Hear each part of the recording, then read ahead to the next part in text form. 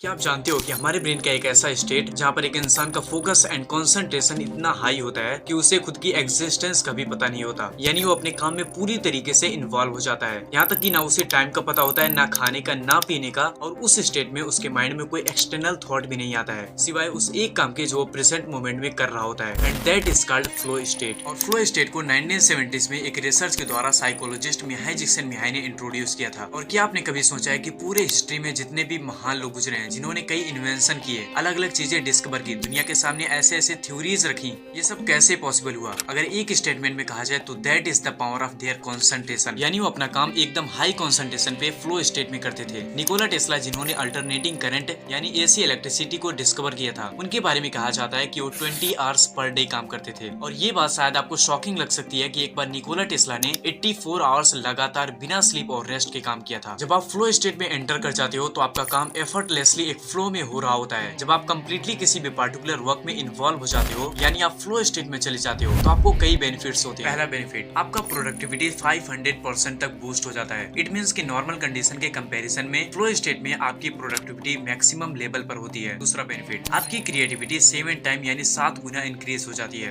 अब हम बात करते हैं कि फ्लो स्टेट में एंटर करने से हमारे ब्रेन में कैसी एक्टिविटीज होती हैं, कौन से न्यूरोट्रांसमीटर रिलीज होने लगते हैं, यानी हमारे ब्रेन में क्या क्या केमिकल चेंजेस होती हैं। जब हम फ्लो स्टेट में होते हैं तब हमारा ब्रेन नॉर्मल कंडीशन के कंपैरिजन में बिल्कुल ही डिफरेंट तरीके से बिहेव करता है। रिसर्चर्स के अकॉर्डिंग फ्लो स्टेट में हमारे ब्रेन का प्रीफ्रंटल कॉर्टेक्स में बहुत ही कम एक्टिविटी पाई जाती है। इससे होता यह है कि आप अपने काम में पूरी तरीके से फोकस्ड हो जाते हो, यानी आपका फोकस पहले से और गहरा हो जाता है। और इसी स्टेट में ब्रेन अपने डिफरेंट पार्ट से और भी बेहतर तरीके से कम्युनिकेट कर पाता है, यानी आपका ब्रेन पहले से और ज्यादा एक्टिव हो जाता है। इसी तरह स्टीवन कॉटलर एक्सप्लेन करते हैं कि जब आप फ्लो स्टेट में होते हो तो आपके ब्रेन में न्यूरोकेमिकल चेंजेस होती हैं, जो आपके एबिलिटीज को और शार्प करती हैं और आपकी परफॉर्मेंस को ऑप्टिमम लेवल तक पहुंचाती हैं। फ्लो स्टेट में मेनली ये 5 न्यूरोट्रांसमीटर आपके ब्रेन में रिलीज होती हैं: dopamine, anandamide, norepinephrine, serotonin and endorphins. Dopamine, जिसे हम फील गुड हार्मोन के नाम से भी जानते हैं, जब आपको कोई रिवार्ड मिलता है तब आपके ब्रेन में यह हार्मोन रिलीज होता है। जस्ट एक बार सोचो कि अगर आपको पढ़ने में, लिखने में, लर्निंग में, अच्छे एक्टिविटीज को करने में और अच्छा लगने लगे, यानी आप उसे फुल एंजॉयमेंट के साथ करने लगो, तो इससे अच्छा और क्या हो सकता है। लेकिन ज्यादातर लोग कुछ ऐसी एक्टिविटीज करते हैं, कुछ ऐसा देखते हैं जिससे यह डोपामीन गलत जगहों पर रिलीज होता है और यही बाद में एडिक्शन बन जाती है। ये न्यूरोट्रांसमीटर्स आपका इंटेंस फोकस क्रिएट करने में हेल्प करती हैं और आपके सेल्फ कॉन्शियसनेस को भुला देती हैं, जिससे आप एक अलग ही स्टेट में एंटर कर जाते हो, जहाँ पर आपकी परफॉर्मेंस एकदम पीक लेवल पर होती है। और दुनिया के जितने भी महान लोग हैं, आप उनमें एक बहुत ही कॉमन चीज पाओगे, वो है उनका इंटेंस फोकस। यानी उनका फोकस इतना गहरा होता है कि वो अपने सेल्फ कॉन्शियसनेस को भी खो देते हैं और इसी वजह से वो इतने बड़े बड़े चीजें बना पाते हैं, बड़े बड़े चीजें इन्वेंट कर पाते हैं। नाउ अब हम बात करते हैं कि कैसे आप फ्लो स्टेट को हासिल कर सकते हो। Number 1, clear goal. आपको कौन सी एक्टिविटी में फ्लो स्टेट को हासिल करना है या आपको एग्जैक्ट पता होना चाहिए। फिर चाहे वो कोई भी एक्टिविटी हो, स्टडी हो, कोई भी स्पोर्ट हो, कुछ डिजाइन करना हो, अगर आपके माइंड में क्लियर गोल है तो आप डेफिनेटली फ्लो स्टेट को हासिल कर सकते हो। लेकिन वेट, सिर्फ क्लियर गोल सेट करने से कुछ नहीं होता, बल्कि इसके अलावा भी कुछ ऐसी भी चीजें होती हैं जो हमें याद रहने चाहिए। नंबर 2,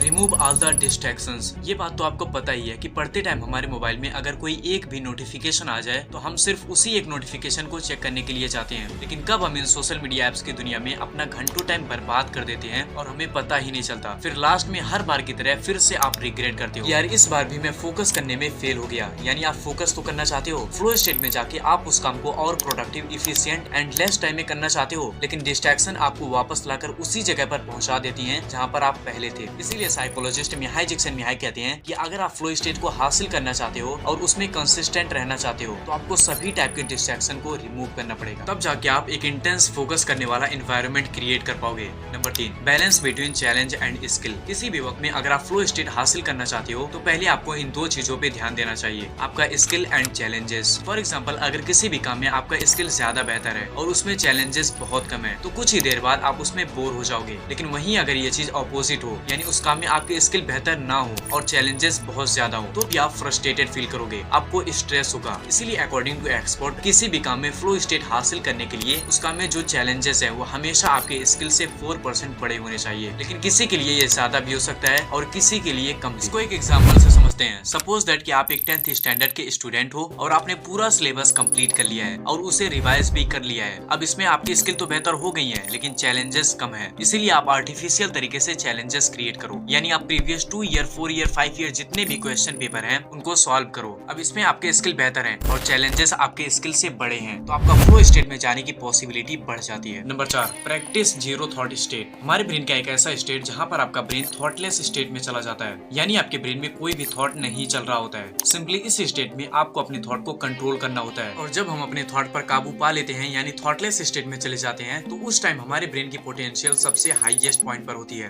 और ब्रेन के इस स्टेट से आपकी क्रिएटिविटी और इमेजिनेशन एकदम एक्सट्रीम लेवल पर पहुंच जाती है। जब आप इसको मास्टर कर लेते हो तो किसी भी काम को फ्लो स्टेट में करना आपके लिए बहुत आसान हो जाता है। ये बात तो सही है कि इस स्टेट को हासिल करना डिफिकल्ट है, इसमें कुछ टाइम भी लगता है और आपके प्रैक्टिस की ज्यादा जरूरत होती है। लेकिन एक बात जो हमें ध्यान में रखनी चाहिए कि जब भी आपके माइंड में कोई थॉट आए, तुरंत आपको अपने माइंड को फोर्स करके प्रेजेंट में लाना होगा और इसी चीज को आपको बार बार प्रैक्टिस करना होगा। आप चाहो तो इसके लिए मेडिटेशन भी कर सकते हो, लेकिन कैसे भी करके आपको अपने थॉट को कंट्रोल करना सीखना होगा। इसके बाद आपका माइंड एक कॉन्सेंट्रेटेड स्टेट में चला जाएगा, जिससे आप फ्लो स्टेट को धीरे धीरे एक्सपीरियंस करने लगोगे।